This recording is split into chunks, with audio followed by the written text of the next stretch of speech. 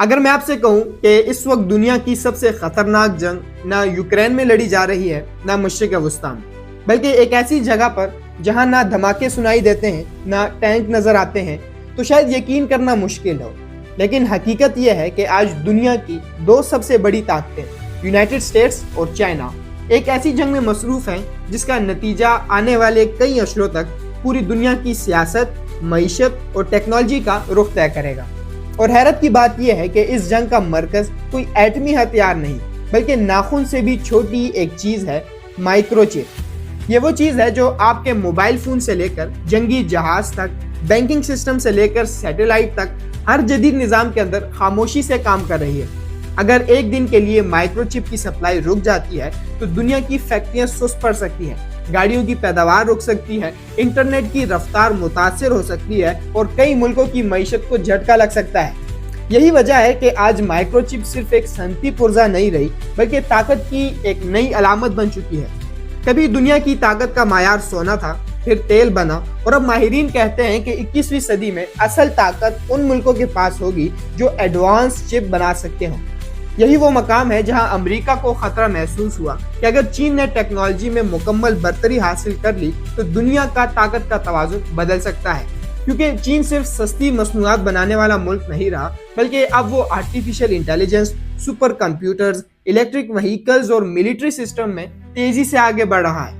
امریکہ نے کئی سال پہلے محسوس کیا کہ چین کی رفتار معمولی نہیں ہے۔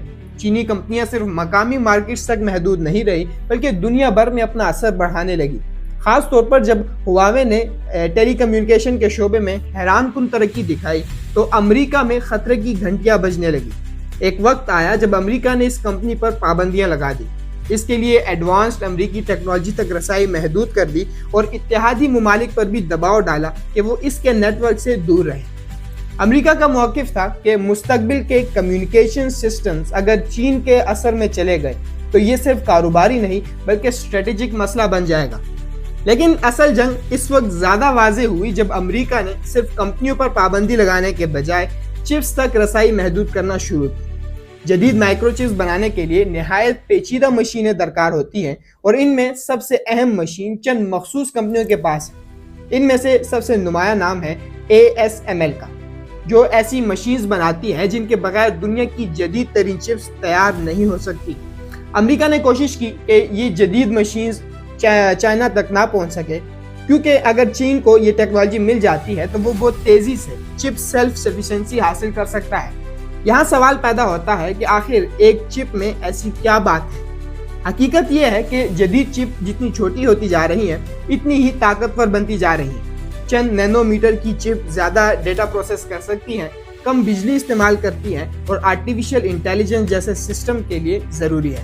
یہی جدید chips missiles data, drones, surveillance system centres اور ایون سپیس ٹیکنالوجی میں استعمال ہو رہی ہیں۔ یعنی جو ملک چپ ٹیکنالوجی میں آگے ہے وہ صرف موبائل نہیں بلکہ جنگی صلاحیت میں بھی آگے ہے۔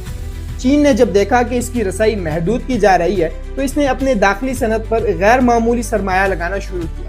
اربوں ڈالر سیمی کنڈکٹر سیکٹر پہ لگائے، مقامی کمپنیوں کو مضبوط کیا گیا، ریسرچ سینٹرز قائم ہوئے اور ایک واضح پیغام دیا گیا کہ چین اب امپورٹڈ ٹیکنالوجی پر مکمل انحصار نہیں کرے گا۔ چینی قیادت سمجھتی ہے کہ اگر مستقبل کی ٹیکنالوجی دوسروں کے کنٹرول میں رہی تو اقتصادی ترقی بھی خطرے میں پڑ سکتی ہے۔ لیکن چین کے لیے مسئلہ یہ ہے کہ چپ انڈسٹری صرف پیسے سے نہیں بنتی، اس میں کئی دہائیوں کی تحقیق، انتہائی پیچیدہ مشینری، را مٹیریلز اور عالمی سپلائی چین شامل ہیں۔ ایک چپ ڈیزائن ایک ملک میں بنتی ہے، را مٹیریلز دوسرے ملک سے آتا ہے، فیبریکیشن تیسرے ملک میں ہوتی ہے اور پیکیجنگ کسی چوتھے ملک میں۔ اس پوری چین میں امریکہ کا اثر بہت مضبوط ہے۔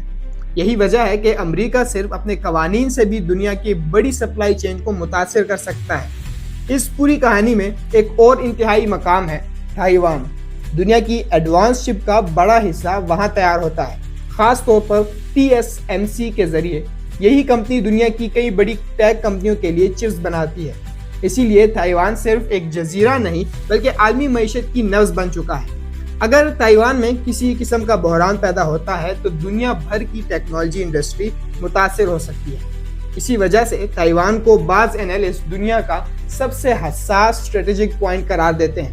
امریکہ کے لیے خطرہ صرف یہ نہیں کہ چین چپ ٹیکنالوجی میں آگے نکل جائے، بلکہ یہ بھی ہے کہ اگر چین نے مستقبل کے اے آئی کمیونیکیشن سٹینڈرز اور industrial hard where per dominance حاصل کر لی تو دنیا کے بہت سے ممالک آہستہ آہستہ امریکی اثر سے نکل سکتے ہیں۔ اسی لیے امریکہ اپنے ملک میں چپ فیکٹریز واپس لانے کی کوشش کر رہا ہے، بلینز آف ڈالرز کی سبسڈیز دے رہا ہے اور نئی مینوفیکچرنگ چپس کمپنیز قائم کر رہا ہے۔ ادھر چین بھی خاموش نہیں بیٹھا۔ حالیہ برسوں میں چین نے کئی ایسے چپس بنائے جنہوں نے دنیا کو حیران کر دیا، کیونکہ پابندیوں کے باوجود وہاں مقامی سطح پر ترقی جاری ہے۔ اس سے ایک نئی بحث شروع ہوئی کہ کیا پابندیاں واقعی چین کو روک سکتی ہیں یا صرف اس کی رفتار کم کر سکتی ہیں۔ اصل حقیقت یہ ہے کہ یہ جنگ لمبی ہے، یہاں فوری فتح یا شکست نہیں ہوگی۔